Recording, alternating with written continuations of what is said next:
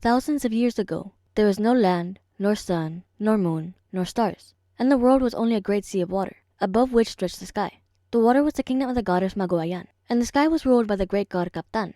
Magoayan had a daughter called Lidagat, the sea, and Kaptan had a son known as Lihangin, the wind.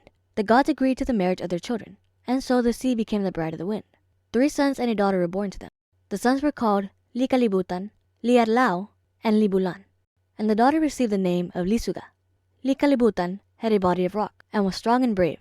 Liatlao was formed of gold and was always happy. Libulan was made of copper and was weak and timid. And the beautiful Lisuga had a body of pure silver and was sweet and gentle. Their parents were very fond of them, and nothing was missing to make them happy. After a time, Lihangin died and left the control of the winds to his eldest son, Likalibutan. The faithful wife Lidagat soon followed her husband, and the children, now grown up, were left without father or mother. However, their grandparents, Kaptan and Magoayan, took care of them and guarded them from all evil. After a time, Likalibutan, proud of his power over the winds, resolved to gain more power, and asked his brothers to join him in an attack on Kaptan in the sky above. At first, they refused, but when Likalibutan became angry with them, the amiable Liatlao, not wishing to offend his brother, agreed to help. Then together, they induced the timid Libulan to join in the plan. When all was ready, the 3 brothers rushed to the sky, but they could not beat down the gates of steel that guarded the entrance. Then, Likalibutan let loose the strongest winds and blew the bars in every direction. The brothers rushed into the opening, but were met by the angry god Kaptan. So terrible did he look that they turned and ran in terror. But Kaptan, furious at the destruction of his gates and the subsequent betrayal of his grandsons, sent 3 bolts of lightning after them. The first struck the copper Libulan and melted him into a ball. The second struck the golden Liatlao, and he too was melted.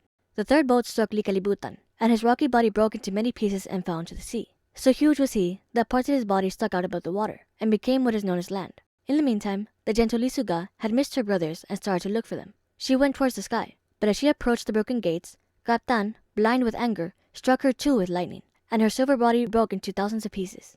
Kaptan then came down from the sky and tore the sea apart, calling on Magoayan to come to him and accusing her of ordering the attack on the sky. Soon Magoayan appeared and answered that she knew nothing of the plot, as she had been asleep far down in the sea.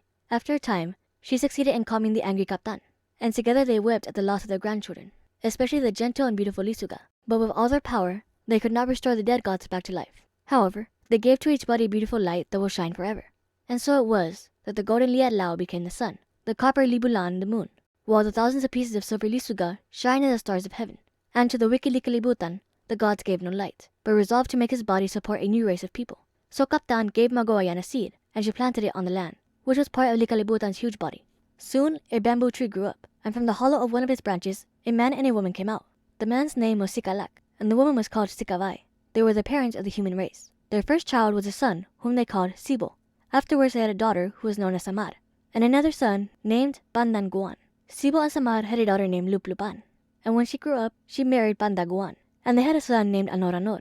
Pandanguan was very clever and invented a net for fishing at sea, and the first time when he used it, he caught a shark and brought it on shore, thinking that it would not die. But the shark died when brought ashore, and Pandanguan, when he saw this, began to mourn and weep over it, complaining against the gods for having allowed the shark to die, when no one had died before that time.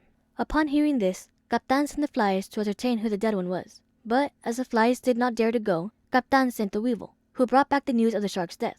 The god Kaptan was displeased at these obsequies to a fish. He and Magoayan made a thunderbolt, with which they killed Pandanguan.